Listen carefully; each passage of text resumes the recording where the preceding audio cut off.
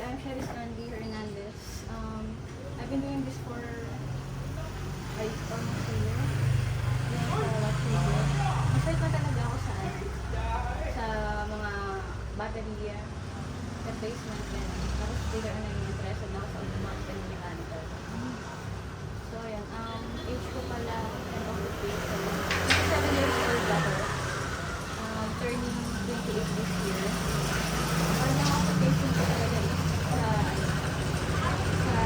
data center operations engineer sa electrical side. Alumni ako dito sa Manila for DS Electrical Engineering.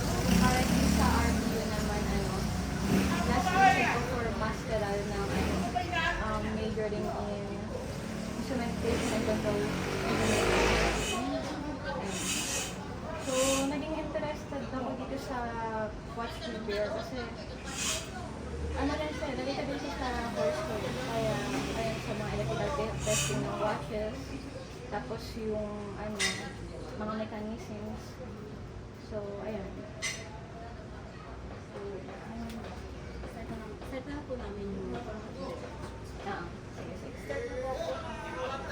First question is, can you walk me through a typical work day in your shop? From the first item to handle to the last task. Ayun. Yung sabing typical days sa shop, since sideline business ko lang siya, after work shift ko, which is from 6 p.m. to 6 a.m. yung work shift ko, then morning and afternoon yung whole party nag-o-operate. Then, ang unang ginagawa ko kapag, translate nyo na lang to, may charis ko lang. So, una kong ginagawa ko pag may item akong na-receive yan, ito, automatic watch. Seiko Style, ito na online caliber. Una kong pinitigan kapag ginanan siya, may response yung seconds or wala. So, in this case, meron siyang response and gumagalaw siya kapag ginaba. Kasi automatic siya, may rotation mechanism sa loob. Hindi kailangan ng battery. So, ayan, nagre-response siya. Pero humihinto siya, which means ibig sabihin mo, kailangan ng maintenance ng polare oil, greasing, or ibang cleaning solution, gano'n. Tapos, ang next na gagawin dyan, check ko rin kung ano yun sa likod, yung caliber sa loob. Tapos gumagamit ako ng mga tools, set. Sample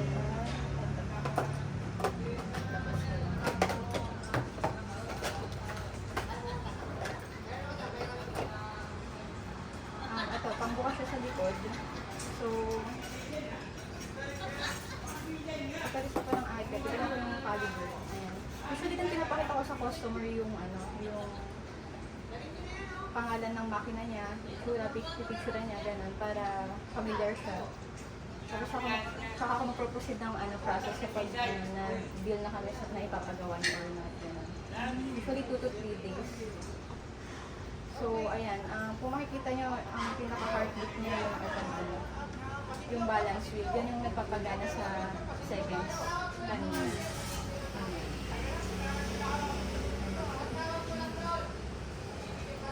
So, after nyan,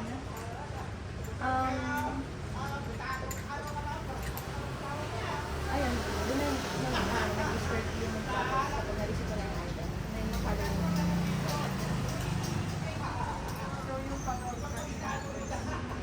Which parts of that video require the most care and why? siguro yung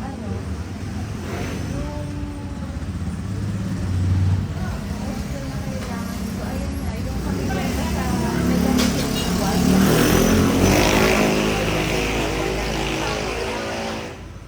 Hindi nag-response yung seconds na to. So, iti-check ko sa crown stem, baka may stoppage na nangyayari or baka may bara. So, kung alam mo yung pasikot-sikot ng mechanism ng relo, at ayun, handle with care din kasi yun,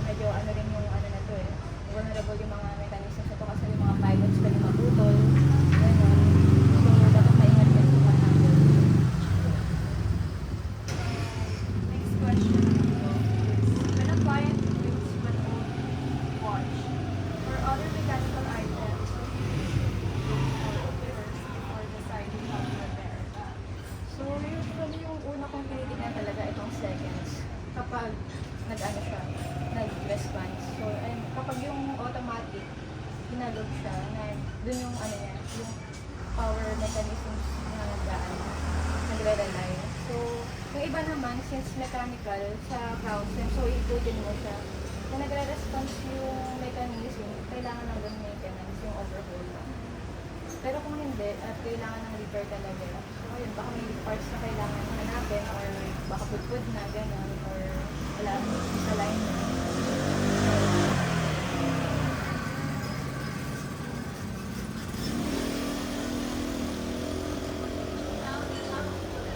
Next question was, how do you usually set your price for a repair and what factors affect how much to charge? So, usually, nagre-rely ako sa pricing sa main three factors. Una yung yung time, pangalawa, skills, saka pangatlo, syempre sa tools kasi nag-invest din ako sa tools eh. So, ayun. So, depende sa per watches. Kunyari, kapag mga caliber na common at itarget sa market, mas mura yun usually. Unlike sa mga vintages na sobrang luma na, wala na nalilagay sa market, mahirap hanapin, tapos mataas na rin yung pricing. So, ayun.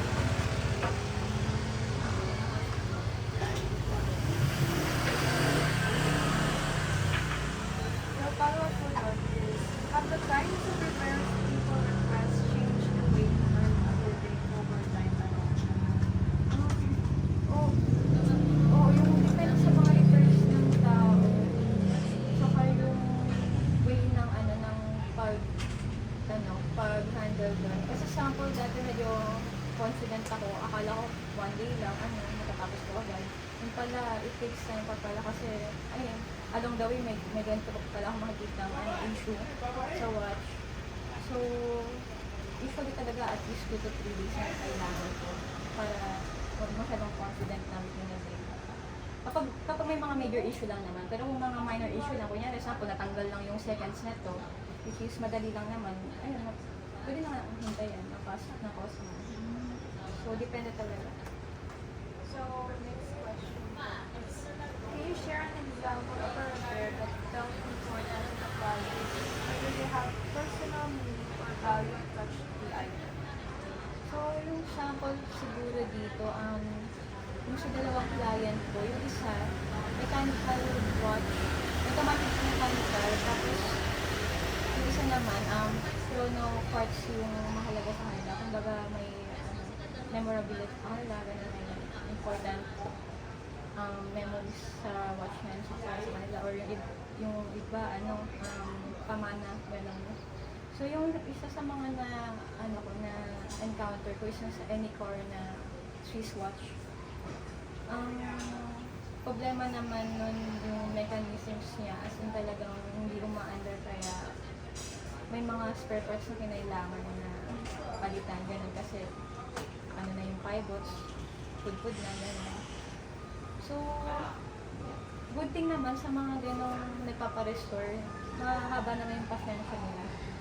Compare sa mga nagpapagawa na brand new yung watch, tapos polish yung backing lang.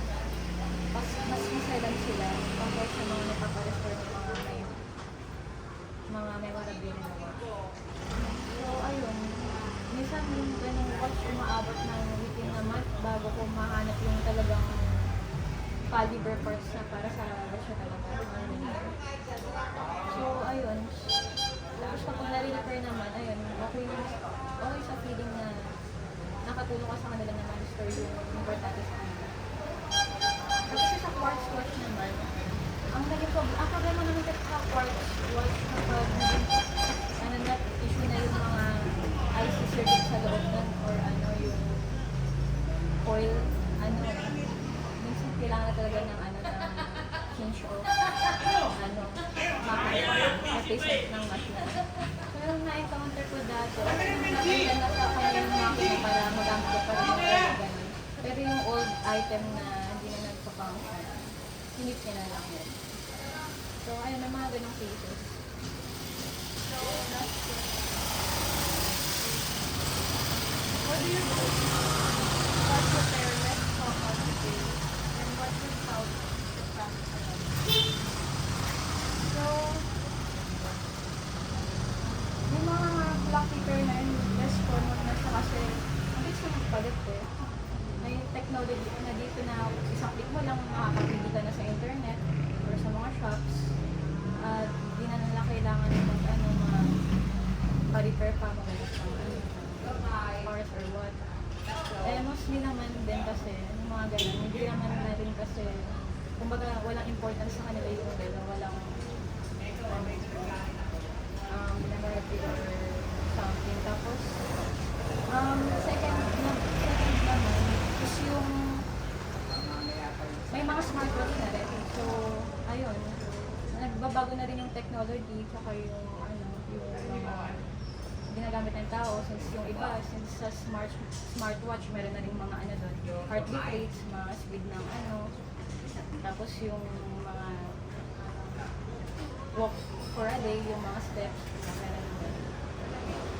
So siguro sa mga factor that naging less na yung yung pagiging common or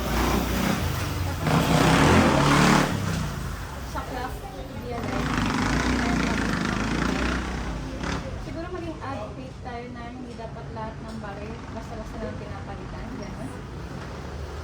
Yung importance yun na siguro kung kaya pang gawin, huwag yung basta-basta bigyan kayo ng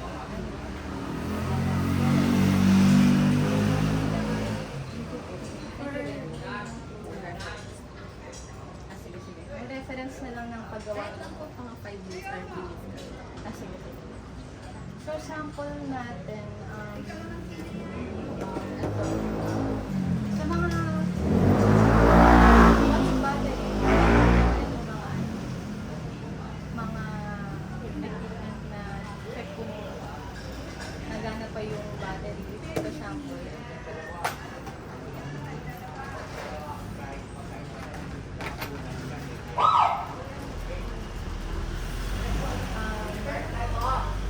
Sa mga battery, usually sa paso, mga ganun, na battery. Kapag walang response, so, wala siyang gumagana. Pero, sample natin yung may response na battery. Pwede mong i-sample na lang itong nila ko para.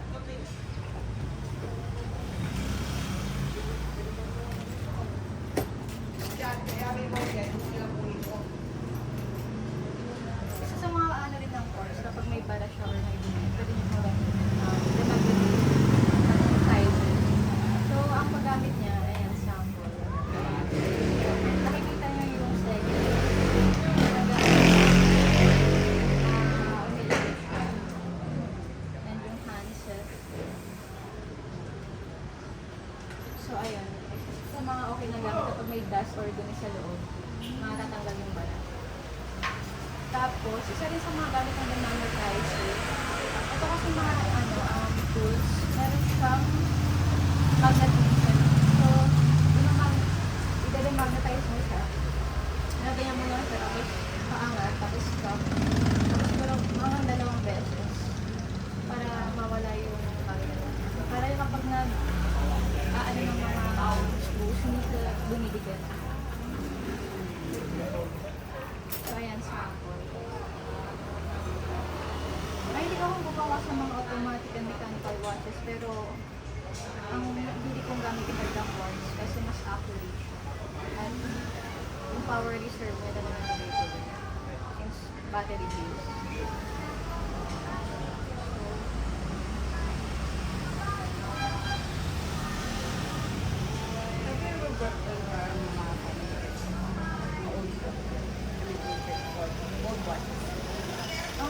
Na-try ko once for lang, yung personal use ko lang na watch na mechanical clock. Pero sa ngayon, pinapractice ko pa siya more on wristwatch pa ako. So, ayun. Next time siguro magiging open ako for clock na malalaki talaga na mechanical. So, ayan. Ito yung battery niya. Ito yung coil. Tapos, ito yung IC circuit sa ilalim. Yung oscillator. Ayan.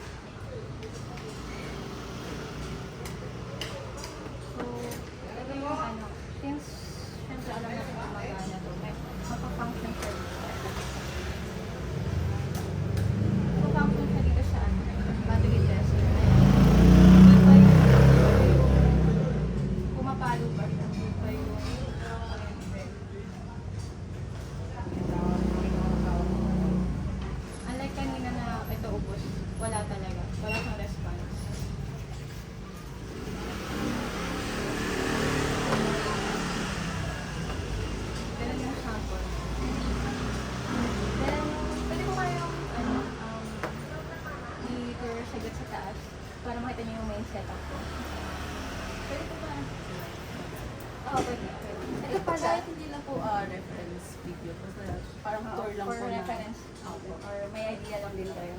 Itong mga ganitong equipment pala, ginagamit siya for easy supply sa mga sa mga quartz. At kapag yung relo, hindi nagre-respond sa battery, hindi na kung saan yung minimum or maximum na kaya niya para makikita niyo kung matagas na ba siya sa battery or kailangan palitan yung makina. Ah,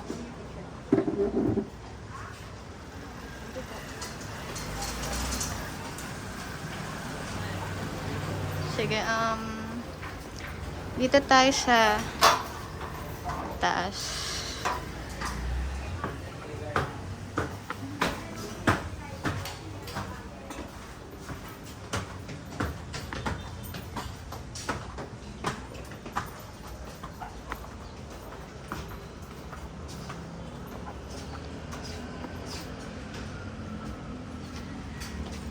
So, ayan naman yung kailangan pumasok dito.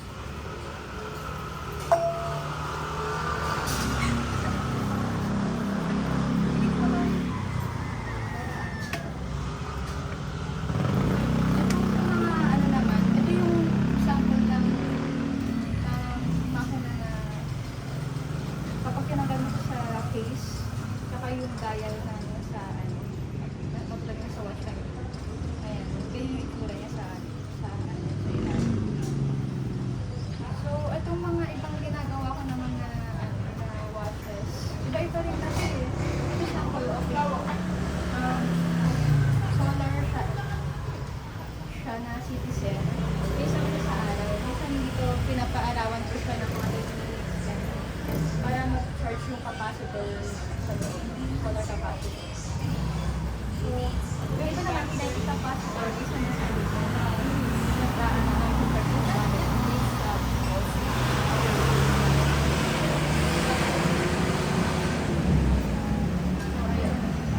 So, ayan. Ito naman yung ibang eraser ko. Quartz. Usually, kapag battery.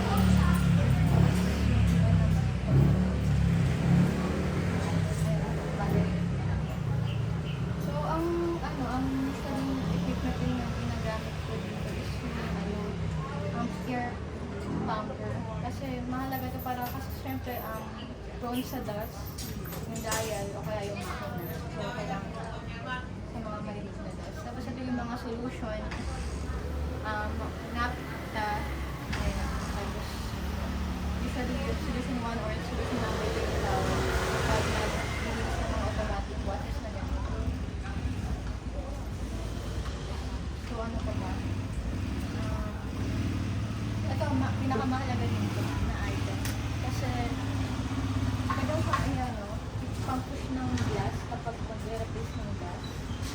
Tapos, pwede rin siyang yung sa likod ng quartz battery. Ganito. Cover back. Kasi, sa likod ng battery. Yung, para umapat.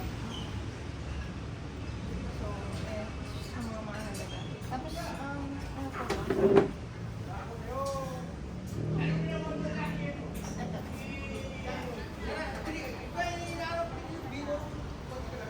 Ito mga ano lang to, mga for replacement na parts. Value. So, ito na to.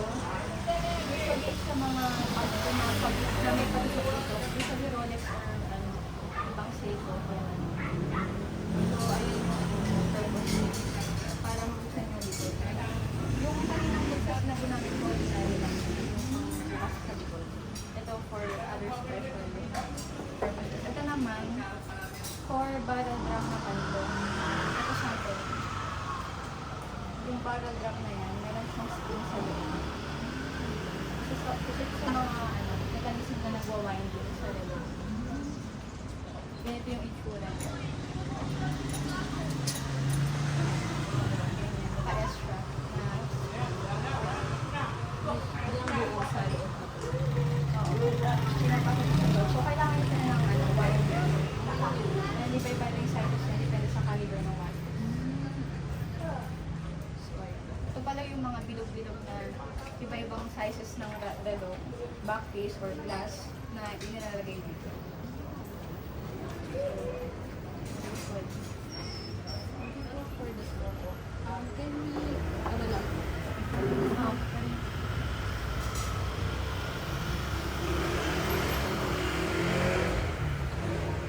Gusto yung makita yung yung sa labas, yung parang plaka na may ilaw.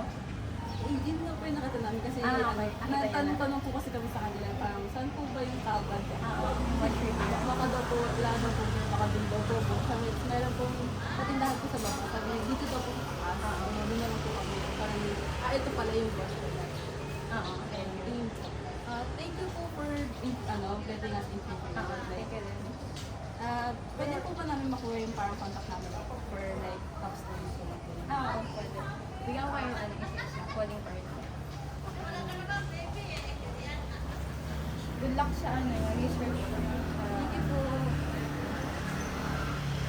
Thank you din. Dito na kayo sa baba.